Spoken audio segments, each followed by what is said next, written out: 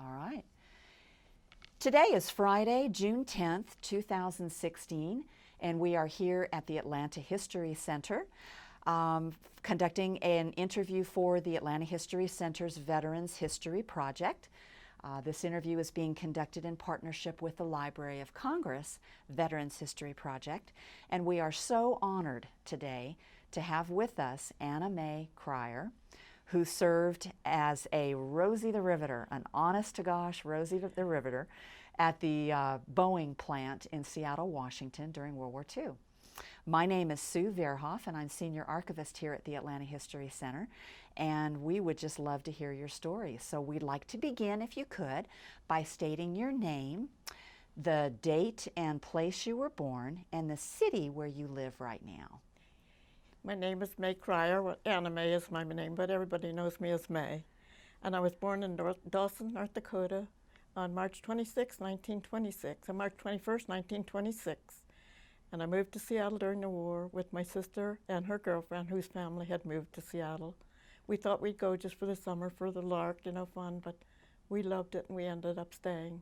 Well, tell us a little bit about your background. Tell us a little bit about your growing up years. You said you were born in the Midwest, right? Yes, I was born right? in North Dakota, and that was during the Great Depression and the Dust Bowl. And I come from a pioneer family, which I love. I love our history.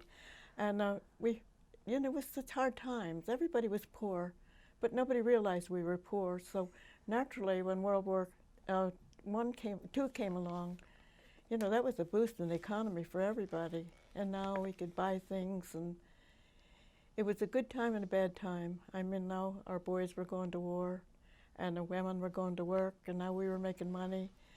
Up until 1941, it was a man's world. And we didn't realize they didn't value they didn't value women, period. And all of a sudden I found out what women are capable of. And women are great. We proved that. Women are great. They're amazing. I say the women I worked with were amazing.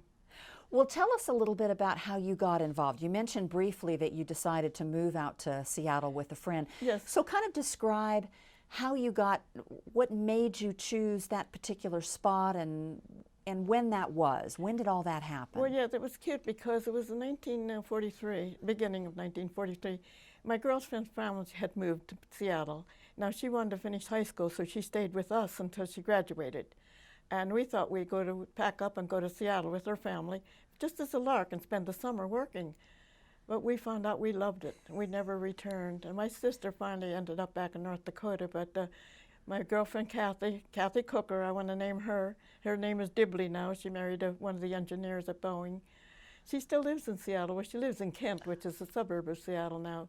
And we're in touch all the time. We're still in touch. And my sister, I lost her this January. She was a Rosie the two also. And she was a sweetheart, my sister.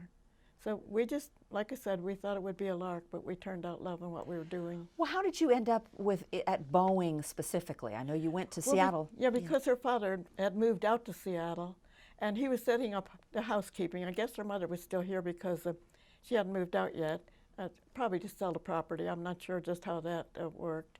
But we got on the train, the three of us, we must have looked like hillbillies. It was so much fun.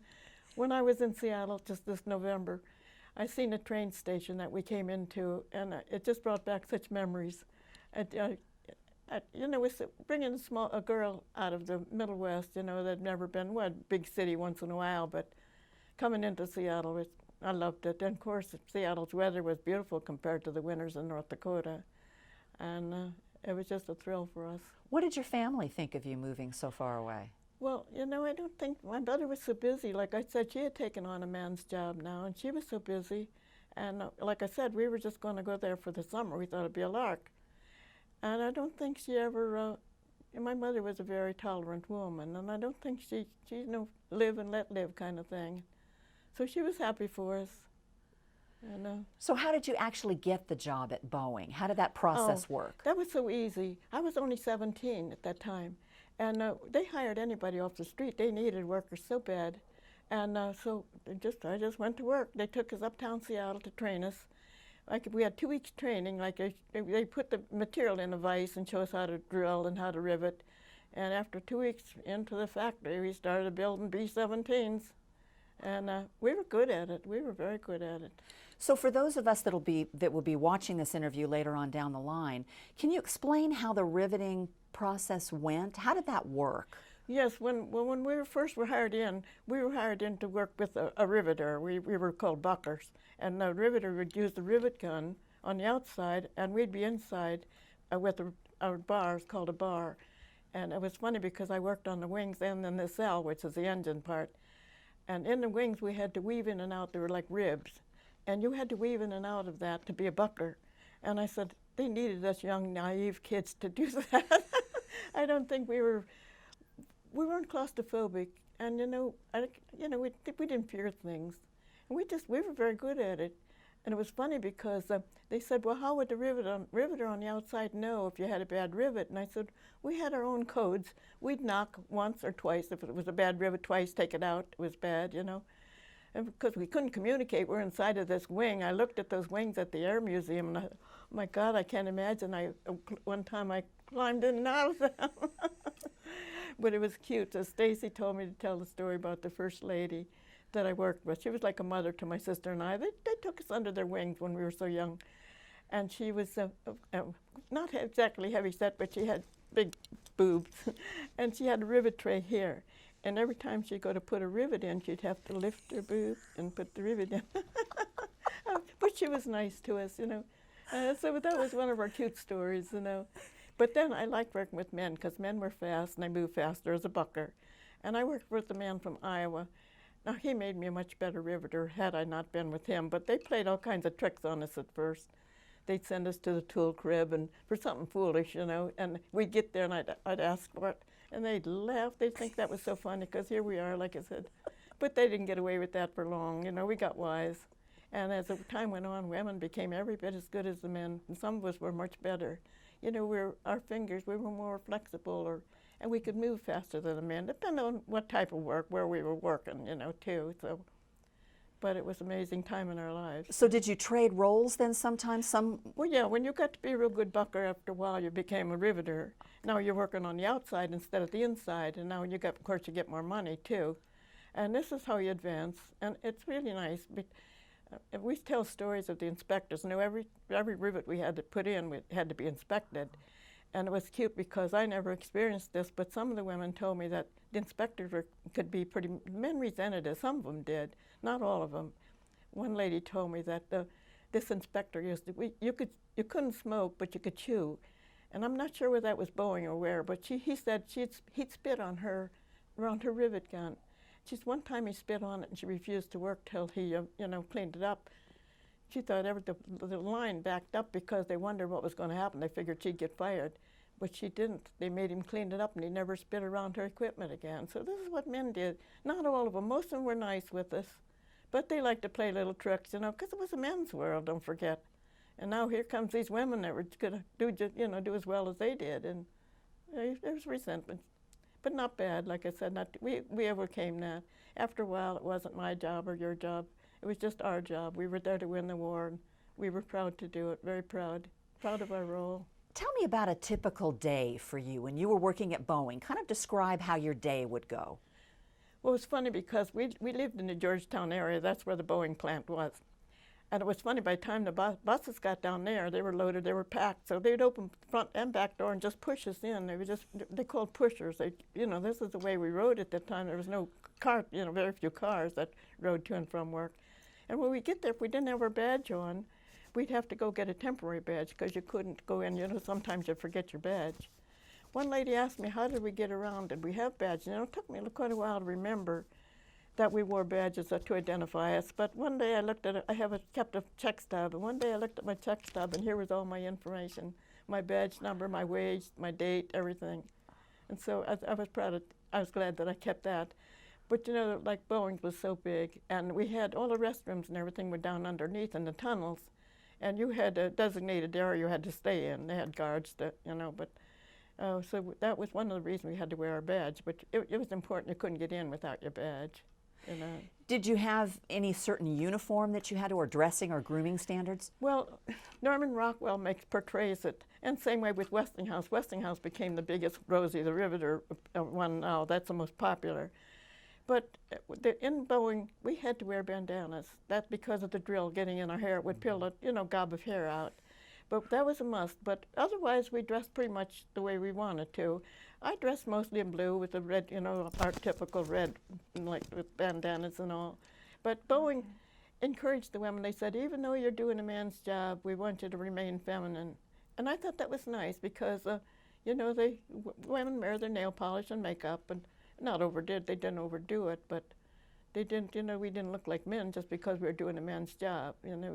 Like I said, we remained feminine, which was nice. So you rode the bus to work, and then tell us about your shift and your lunch breaks, and how did the day kind of go for you? Yeah, well, we worked 8 hours a day, and if we needed more production or something, sometimes I don't remember working overtime, but I remember working weekends, and I remember working Thanksgiving Day, which was unheard of at that time.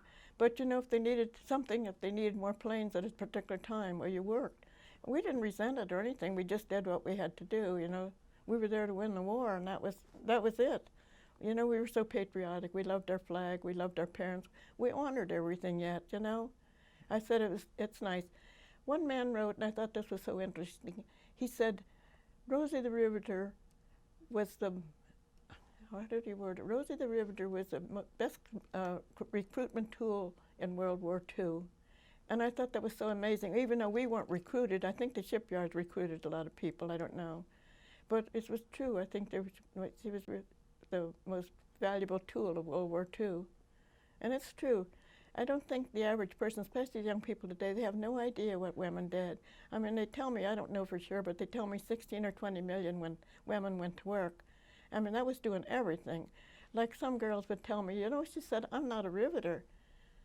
I said, what did you do? She said, I built anchor chains for the Navy. I said, well, she said, Rosie, not Rosie. I said, well, how could the Navy function without anchor chains? She didn't realize that she'd come under that umbrella as being a Rosie. Another one worked out of New York. She worked for, I'm not sure, I know she worked for General Dumont, but she was like a purchase agent or something for Republic Airline.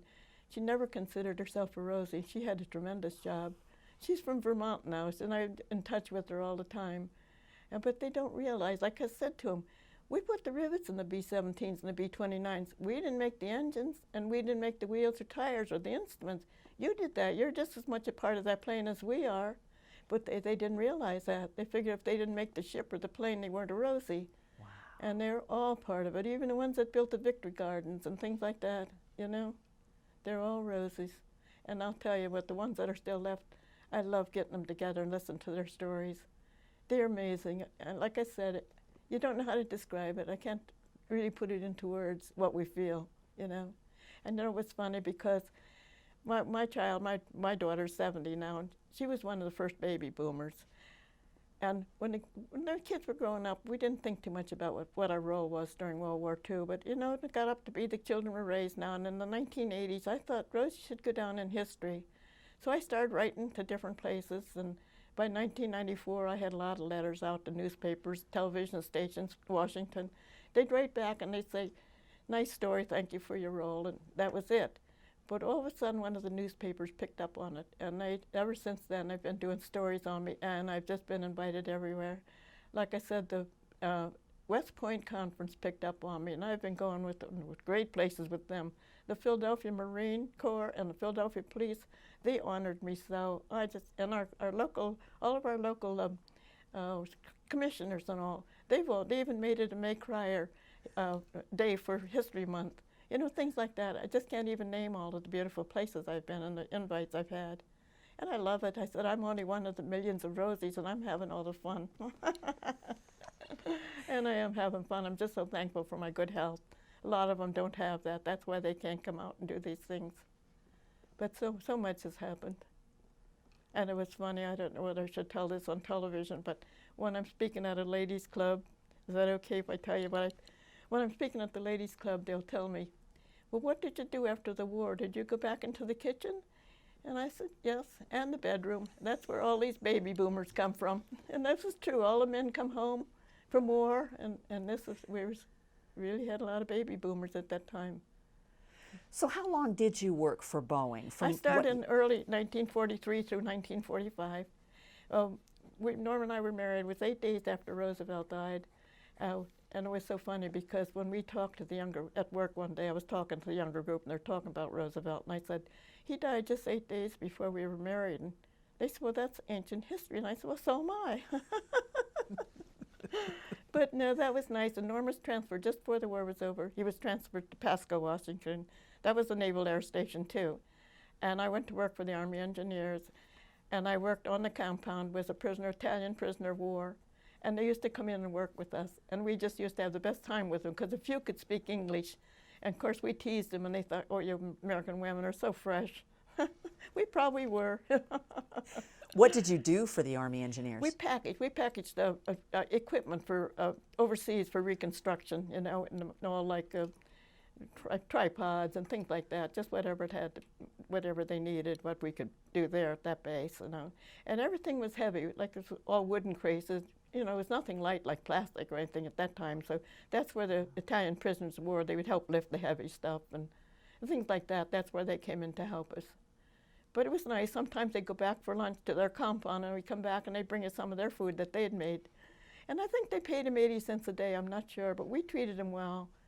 I mean, there's no need to be mean just because they're prisoners of war, because they were nice. They just wanted to be home with their family just like us. They wanted the war over too. So that was a nice experience for me. And of course, then I worked during the Korean War for a while. I was a riveter at the Kaiser in Bristol, Pennsylvania now. So now the Korean War vets have picked up on my story, and they're inviting me to go all over. So I've been invited to so many wonderful places. It's amazing. Well, tell us a little bit about the Korean War. Were you approached, or did you offer your services? No. Well, you know, when the war was over, my husband worked at Westinghouse before the war, so naturally we had a job to come home to, like not so many didn't have, especially the women who had lost their husbands. Now they had no income, and it was so sad. Because, you know, a lot of the women lost their husbands during the war and they were used to making money. Now they had no income. And so I guess they had a policy, but how long does that last, you know? And anyway, when we came home, Norm was on Westinghouse. You know, everybody was retooling now. They're turning back to, instead of war equipment, they're making refrigerators and radios and things that we couldn't get during the war. And so Westinghouse had gone on strike and we had small children. We needed the money. And I went to work because we needed the money. It wasn't patriotic or anything. So it was just a simple matter of need. And that's why I worked during the Korean War. And that was at Kaiser's in Bristol, Pennsylvania now. That wasn't on the West Coast. So Gotcha. Yeah. Okay. Well, tell us a little bit about when the war ended and how that, because you know, much of the literature that's written about the Rosies talks about that very specifically, that when veterans came back, they were given first hiring priority and many of the Rosies were bumped. yes. Tell us a little bit about that. What's my feeling of that? Like I didn't experience that. I was one of the lucky ones. Like I said, Norm had been to Westinghouse. Westinghouse was very good to their enlisted men during the war, and so I tell the men come home to, you know, parades and flags, and Rosie come home with the pink slip. That's the way I describe it. You know, they had no job. I think now it's the way I understand it. Boeing, when the war was over, Boeing gave them like 2 days, a day. They had a day and they lined up and they had to give them a slip and they had to go into the paymaster to collect their pay. That's the way it, you know, they just slammed the doors on them when no need for any more military equipment. You know, the war was over. So that was the way it was for most of them. Like I said, I was one of the fortunate ones, even though we experienced a lot of strikes after the war. You know, because they were retooling and everything was hard. I mean, look at General Motors and Westinghouse, General Motors, all those places. They were all doing more, you know, making more equipment. And all of a sudden now they were going back to making light bulbs and refrigerators. And because we couldn't buy a refrigerator or anything like that after the war. We were lucky to have ice boxes. And there were so many things. It took time, you know. I remember Norm went to buy his first suit. We went to Philadelphia. If you bought a suit, you could get 2 white shirts instead of 1. And it was so different now. Imagine today what you can get. But that was war. And you know, everybody, it was hard. I think sometimes it was harder after the war because, like I said, it took a lot of adjusting. And like so many places, I know even Seattle, there was a lot of strikes at Boeing afterwards, and you know, so they didn't need us anymore. It just came right down to they didn't need us anymore, which was good. We were glad the war was over. And let me tell you about VE Day. That was so funny. Norm had been on leave. We'd been on leave. His folks were living in the East Coast here. And we went back on a train. That was quite a train ride from coast to coast. And VE Day was declared while we were on that train. Well, it was full of servicemen. Every place, the trains ran by coal and steam, the water. Every place we'd stop anywhere, they'd get off and get more booze. By the time we got to Pasco, we got off in Pasco, there were some sick pups, but they had a ball. They were having some, and you know what happened? The people would meet the trains, and they would cheer them on, and sometimes they'd bring them things, give them gifts, or give them more booze, which they didn't need. I said there were some sick pups when they got back, but they didn't care. They loved it. They were so happy. But that was VE Day. That's the way I remember that more so than VJ, the ending of the war. Do you recollect where you were when you heard about VJ Day, about the dropping of the bomb? Yeah, I don't, I have to think about that. I remember it well, I especially remember Pearl Harbor. I remember that day more than any other because my sister, it was a Sunday, and my sister and I had been to a matinee. And we come home, and our folks were sitting by the radio, very upset. And we said, well, what had happened? And they said, well, the Japanese had bombed Pearl Harbor. And I stood there, I said, I'm not sure I know where Pearl Harbor is. It was at that time, it was vague, I didn't realize that our Navy was there. I didn't realize the damage, at first till, the news. And we didn't have instant news, so, it took a while for us to hear all of these things. So.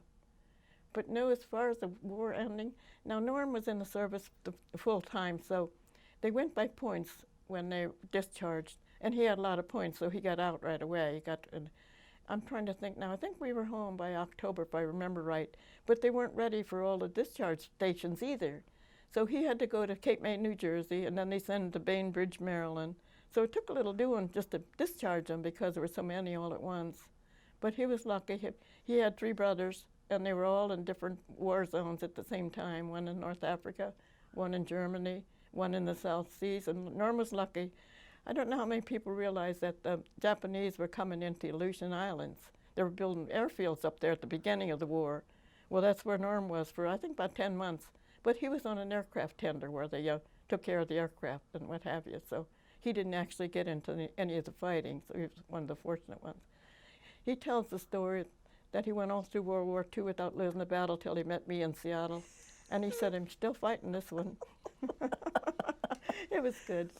Well, tell us a little bit about how you met and married, because you were at Boeing when you met him. Yes, then. Okay. we met we're both good dancers. We loved to dance. And we met at the Servicemen's Center in Seattle in 1944. And we just became good friends. We liked each other, and we just loved to dance. And by the beginning of 1945, we started getting serious. And then he got transferred just before the war was over, just weeks before the war was over. And we got married, and then we moved to Pasco. That's how we ended up working with the Italian prisoners of war and for the Army engineers. So that was, then it was on home. By the time I got home, by the time we got back, I was always expecting my first child. I didn't realize it at that time, but I was expecting it. Now she's 70. She turned 70 this week. Wow. But I had a good life. I've had a good life. And I said, like I told you, we would have been married 70 years had he lived a few months longer. He's been dead 2 years now. Lived to be 93. And what more could you ask for? He was well. He was mentally, physically had problems, but mentally he was sharp yet. And he died of pneumonia, and he didn't know that he was, that he was going. But I count my blessings. What's his name? Norman. Norman Krier. Krier, And my children, the nicest thing after he passed away, that my children says to me, Mom, you've got nothing to feel bad about. You took such good care of our father while he was alive. And I did. I mean, I spent days and nights in the hospitals, when he'd have problems. But, that's your role. That's what you're for. Look out for each other. And I don't know, in a time we were such need of each other. We had to work so hard together to make things work. Nowadays, women don't have to put up with anything. I mean, they make good wages now and everything. They don't have to take abuse. But I think that, like I said, I had a good life. I had a sister that didn't. But it's nice to know you bond just so much more when you have to work together. Really work hard you just don't walk away from it. You just correct the problem, you work it out. Even like he used to say to me, Meg, I always love you, but I don't always like you. And I said, that's so true. It's so true. It is. I said, well, that's okay, because I don't always like you either. But that's life. That's that's a good life. So Well, and tell I'm us proud about- of my children. I Our was gonna say, children, well, there was no opportunity for us. Like I said, both of us went through the depression and me with the Dust Bowl too. But our dream, we were lucky to get high school educations, and our dream was to educate our children. And we paid their way through. They both have their master's degree. They're both retired now, of course, but we're very proud of them. So, and that was nice. And you have two daughters, two sons? A daughter and a son. Daughter and a son. My daughter just turned 70, and my son just turned 68. And their names? Norman Jr. and Anita. My daughter's name is Anita, and very proud of them. They're both in education. Now, I wouldn't have picked that for them because I think teaching is a hard job. But my son taught for 45 years, and but I don't know how many years my daughter taught. So, because she was later, she raised her children. She's got two smart girls too, and her one daughter's married to a doctor, and their kids are so smart they're starting college in their junior year of high school. And I said, oh, didn't come from my side. And you have children and grandchildren and Yes, great-grandchildren, right? I have 2 children, 4 grandchildren, 8 great-grandchildren, and 2 great-great-grandsons. Goodness. I want to tell you the story of when my first great-grandson was born. I looked at him. Being we were such good dancers, I just looked at him, just made a comment, I want to live to dance at your wedding. Well, when he got married, they had the orchestra play a special song and dance for us. And I'll take that memory to my grave. It's meaningful. And now he's given me 2 great-great-grandsons, and they're so lovable. How So, wonderful. how much more could you ask out of life, Exactly. Been a lucky lady. I get up in the morning, I said, somebody up there likes me. And he does. Well, let me take you back to Boeing for just a couple Okay. more questions. Tell us about the working conditions. Were you ever injured? Did you know of any folks that were injured? Because I know that work could be dangerous sometimes too. I think some have fallen, or some have maybe got their hair cut, or things like that. But I don't remember offhand. I don't remember anything really serious. I mean, what I'm saying is not fatal at all. And I mean, as far as working conditions, I don't remember anything being bad. I mean, I think they were all.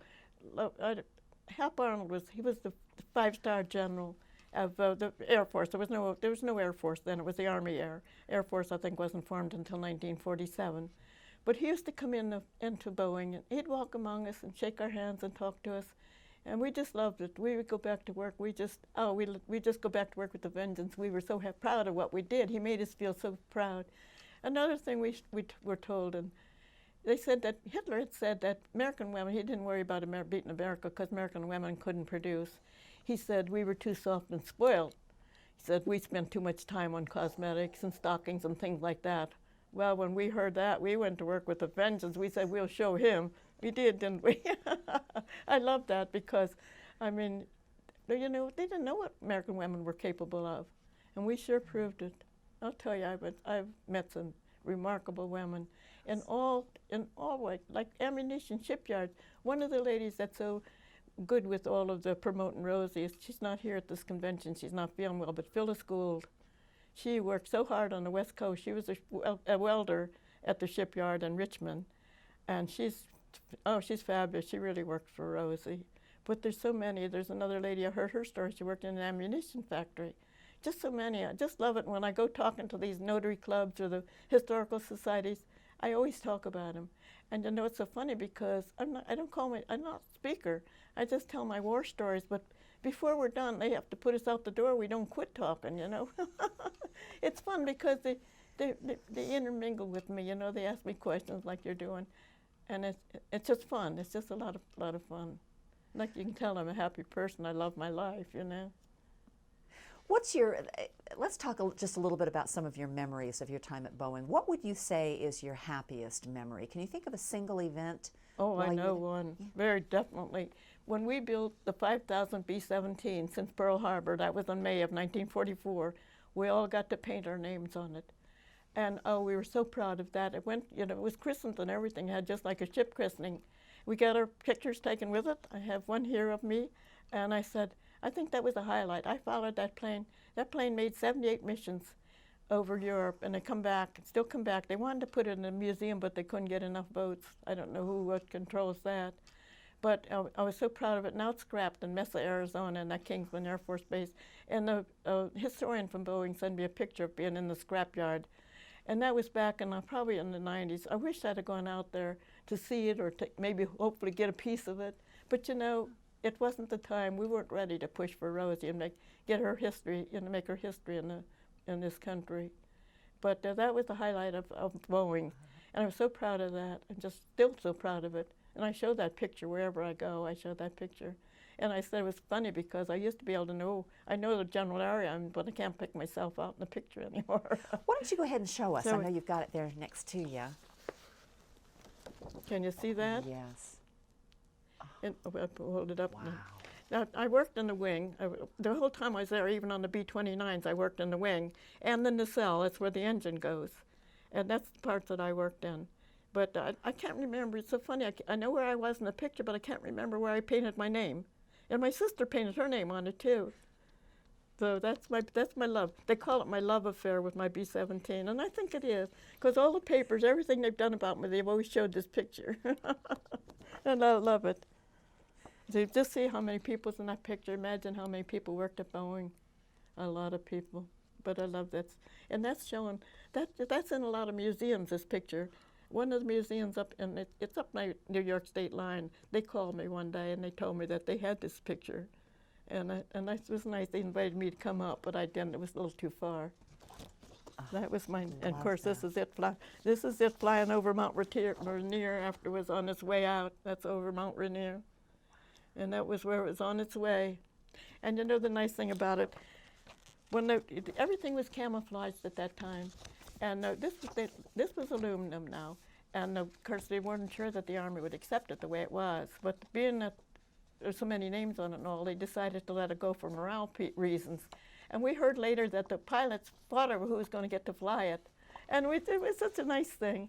You know, it's nice. I wrote to the historian. It's so nice because when they write back and fill you in on different things that you didn't know, you know. Sent me pictures, which was nice. These I've always had, but there's so much there. That is wonderful. So much.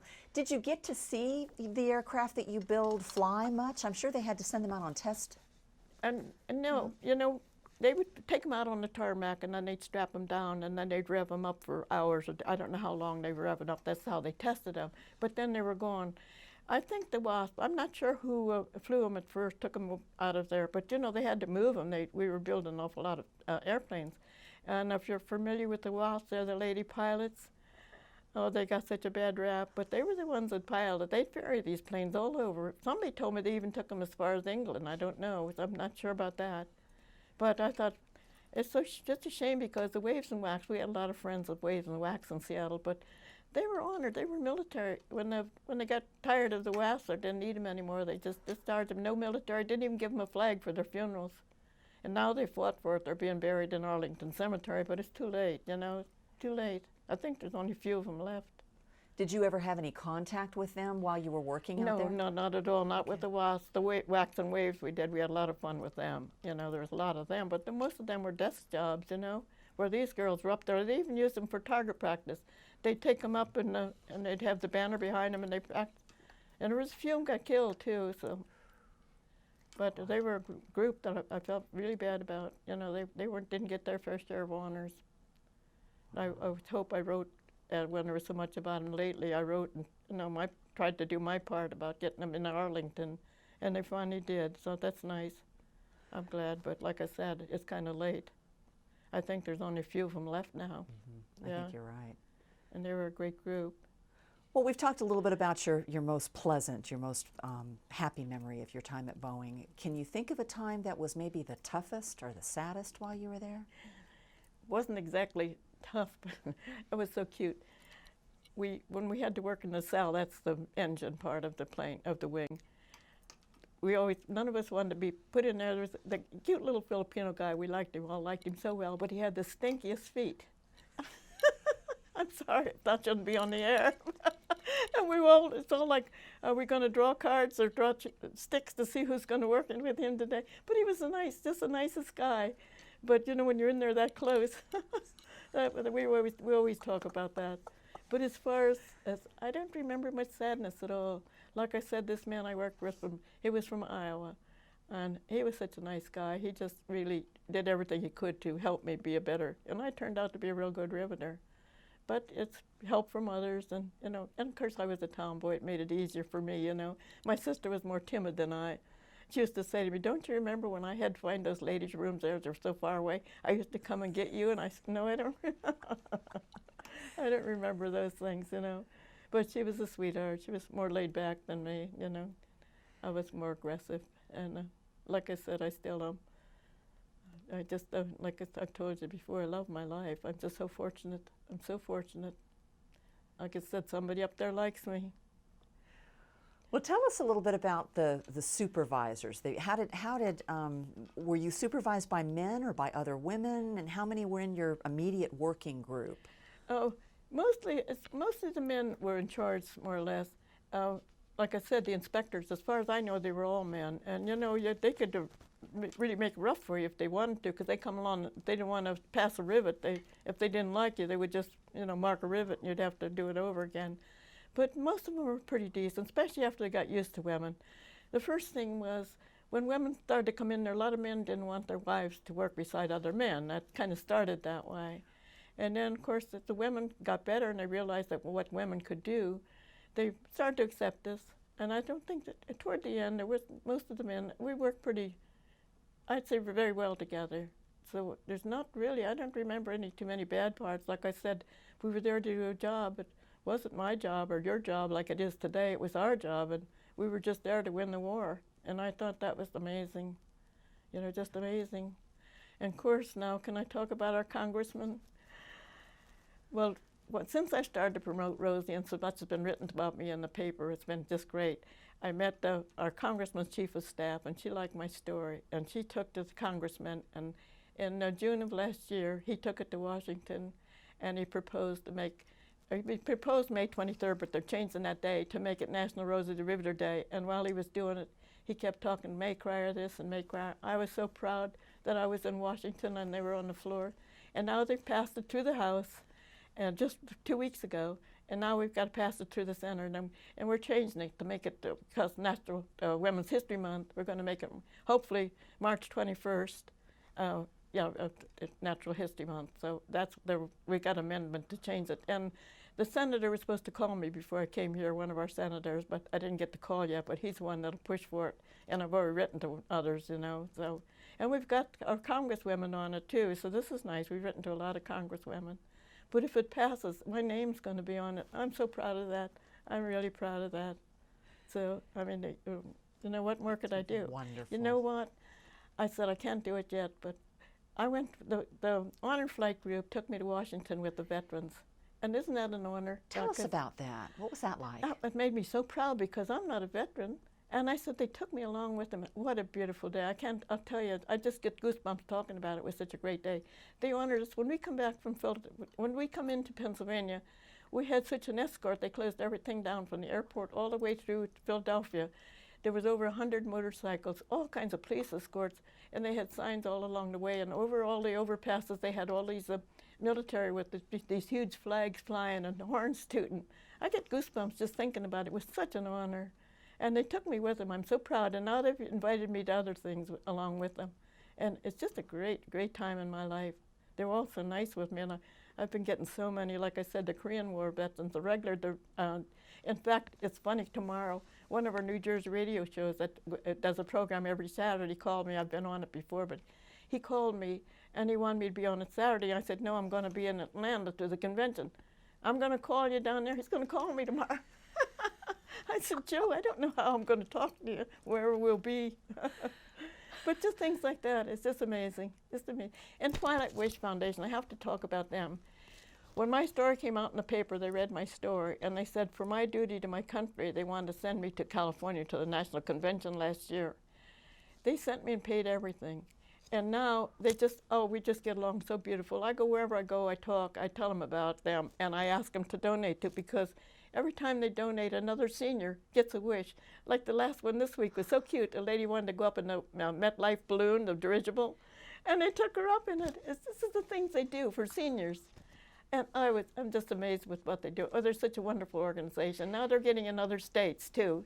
And what's the name of that The organization? Twilight Wish Foundation. Twilight Wish And Foundation. their headquarters in Doylestown, Pennsylvania. But now they're getting, I brought the information along with me to pass out here because people, the seniors have got wishes too. They just don't realize, oh, they do so many wonderful things for them.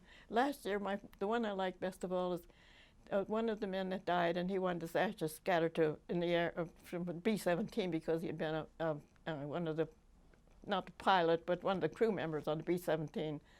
So they told his brother to apply, and last year at the Reading Air Show, they took his ashes up in a B-17 and scattered them to the wind. Now, isn't that beautiful? Yes. That was my favorite of all the things they've done. Oh. But they're so, and they just treat me, they call me their, I wear this because I'm their ambassador. They call me, I don't want to get hooked into anything. I don't want to be any, I just want to be freelance, so to speak. But I go all over speaking for them, and it's just a group, just a wonderful group. How did you get involved in the Rosie the Riveter Association? Well, see, I knew nothing about the national organization until last year, and that Fran Carter, I don't know whether you know her, she's the one that formed it back in the 90s, and she's here too now. And she formed an organization. Of course, when I heard about it, I don't remember how I heard, but it's only been like a year that I've heard about it. And I thought that was really nice, and so naturally I thought I wanted to go. And when the Twilight Wish seen that way, right away they packed me up and sent me. And then did I mention Seattle, what Seattle did with the women? Did I mention the calendar? Well, at the convention, they took pictures of all the Rosies there. There was only like 40 of us that left there in Seattle, or in Richmond, California last year. And they said some of us were going to be on their calendar, and it's the Washington Women in Trade. And Cynthia Payne does a beautiful job with this. And she called me one day and she said, May, you're going to be marked on our calendar. Would you like to come for the release? Well, I ran and packed my bag. And I had the best time.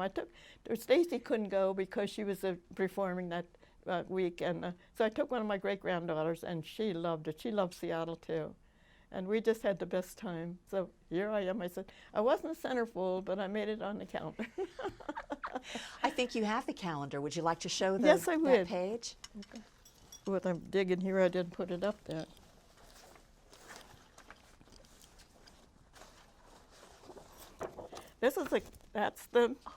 That is the cover of the calendar. And this is me, no, this is not me. That's me the month of March. But on the back, they have all of us. And it's so sad because of the 12 of us that were on the calendar, only 5 of us were able to show up. And it was so sad because, when you get to a certain age, you just can't do everything. And of course, I love this. That's the picture of my husband and I dancing. I love that. It. You see that on the, yeah, you see that.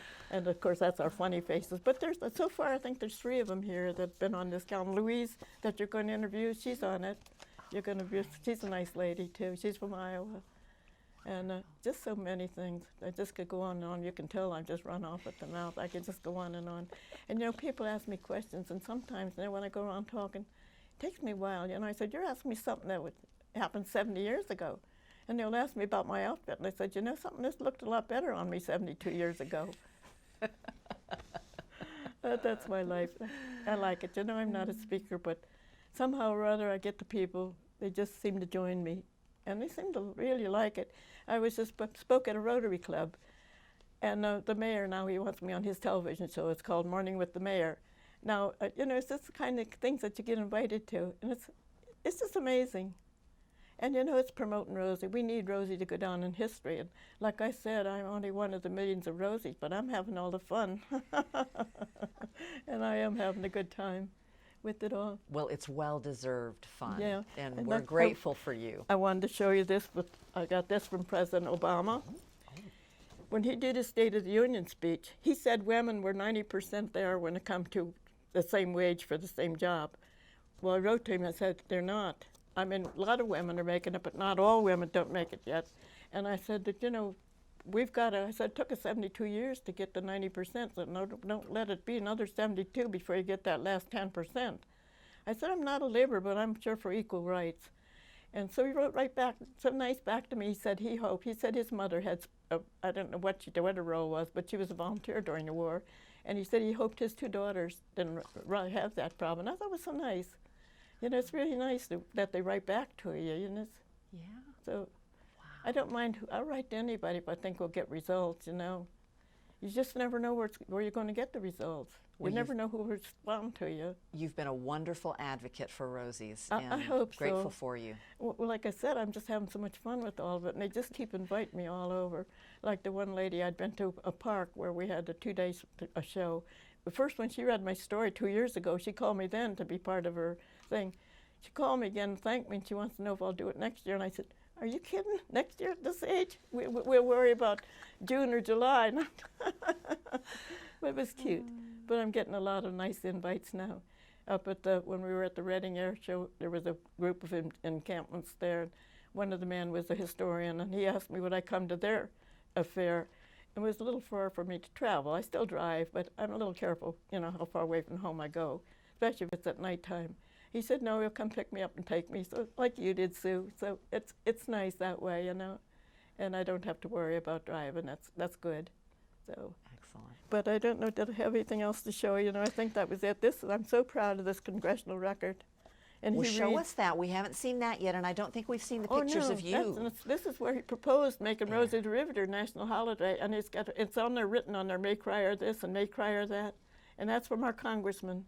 Isn't that something to be proud of?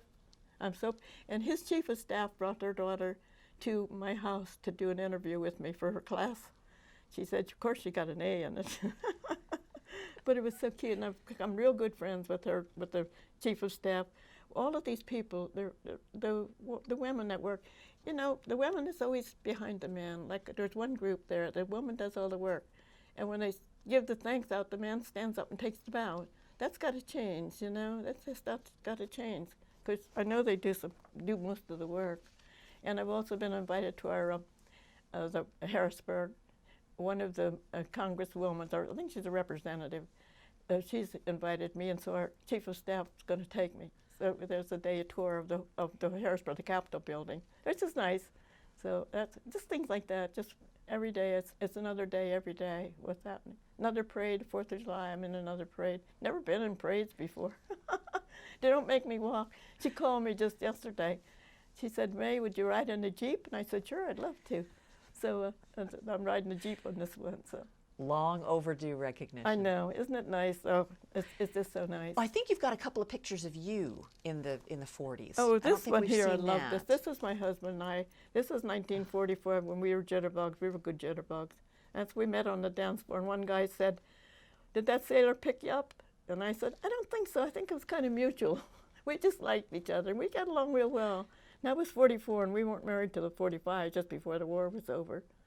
So we knew each other pretty well. And my favorite picture of him, he's sitting on a log at the University of Washington. It was Christmas, and he had picked a rose for me that day.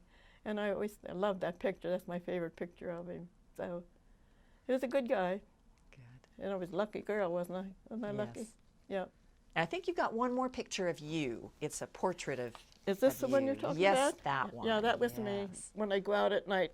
I was tied up with my bandana during the daytime. When I go out at night, I'd clean up my act. About when was that picture taken, do you know? I think it was 1944. 44? Okay. Yeah, I think so. I didn't date anything, but I think it was 44. I had other ones too, but you know, I have more pictures of my planes than I do of me. But I asked my girlfriend too, I said to her, "Well, how did you dress?" Because I'm making Rosie out like, when I go to the reenacting places, they want me to dress with the bandana and you know, like that. I thought that really wasn't the way we dressed, but I do it because that's what they want me to do. Well, tell us how you did dress. That's important to Yeah, know. well, I dressed mostly. I didn't like coveralls too much, mostly because they're hard to get in and out of when you go to the bathroom. I like jumpsuits. I used to wear jumpsuits and just slacks and blouses. Pretty simple. We had, like I said, the bandana was a must. It had to be. And of course, you had to wear slacks because you're up and over, you know, climbing all over the place. And you know, the whole time I was there, I worked just on the wings. Oh, and then that's right. You didn't ask me about the B-29. Like that was totally different. When we went, just like this was at the end of 1944 when we went into B-29s. I forget. But you know, this was a totally different metal. It was a soft metal. It was like a gray soft metal, and everything was countersunk. We used to have to countersink the holes. And the rivets were cold. We had to take them out of the freezer, and we didn't dare keep them out too long now because they would, if they got warm, they'd crack. So no, that was totally different. Now we had to adjust from the aluminum rivets to the countersunk cold rivets. But the B-29 was, it was just a big, much bigger, and it was the cold rivets. Like if they crack, we'd have to take them out. And of course, they frowned on that because then it made a bigger hole, and the bigger the hole, the weaker the wings. So naturally, we had to be pretty good at what we were doing, and we did. We adjusted to it really well. So, but we didn't make, like, I think the total of B-17s we made. Now that was not just Boeing, was 17,000. B-29s were only made like 4,000 because they came along later. And of course, as soon as the war was over, they stopped making the 17s. But I don't think they made any B-29s after that either. I'm not too sure. I know they were used in the Korean War. I think a few 17s too. But B-17s were mostly used in Europe. They were very popular in Europe. I mean, they were the bombers over there. So in the B-29, were you mostly in the wings and in the cell? I still was in the wing. I was still in that same section of they were like sitting up on platforms of wings. They didn't lay flat. They were standing up, and there would be so many wings in each platform. There may be 4 or 5 or 6 platforms. I can't remember just how many, but we just move. We just rows and rows of rivets, and we moved fast, and we did good jobs until we did good jobs. I don't think any of them went down because of poor workmanship. It was either shot down, I think, or not. But the B-17 was the workhorse. Even Doolittle said that he preferred the 17s over any other plane because they could come back with the most damage to them than any other plane. Now the B-29s, they were having a little problem with fire, an engine, or the metal or something. They used to have a little problem with that, with the B-29. But I've heard tales of the 17s where they come back with almost their tail shot off and things like that. You've seen the movie Memphis Belle? When I watched that, I just see our story, except that our plane was aluminum, but it really brings back the memories. So much when I went to the air show today out to the Air Museum, I just stared at those rivets. When I went to Seattle in November, I also went to the new Boeing plant out in Everett. And it's like a different world, from what we knew to what they're doing, how modern and updated everything is today. It's so fascinating. And they did announce they had me as a Rosie there, and there was a pilot there too. So they announced us that we were I guess they like it when they have somebody that actually worked or flew them, because there's not a lot of us left. I was at one show not too long ago where there was a colonel that flew the B-17s, very reserved, and he'd sit there like that. But before the end of the day, he finally said, "She built them and I flew them." It was cute. It's funny how long it takes for some people to loosen up, so to speak. And me, no, I just hug anybody and everybody, and that's my nature and that's my personality. But like I said, I've said it so many times, somebody up there likes me. I've had such a good life. All the ups and downs that go with the long. Well, at this point in the interview, we always like to give, as we begin to wrap things up, we always like to give our interviewees a chance to say whatever they want to say. This is kind of your chance to get any of your thoughts or feelings about the work that you did, or about the way the country is now, your thoughts and feelings about Rosie's, anything that you'd like to get on this record to preserve. Well, you're talking about today's politics. That scares me. I've never seen it. We've never in our lifetime seen it like this.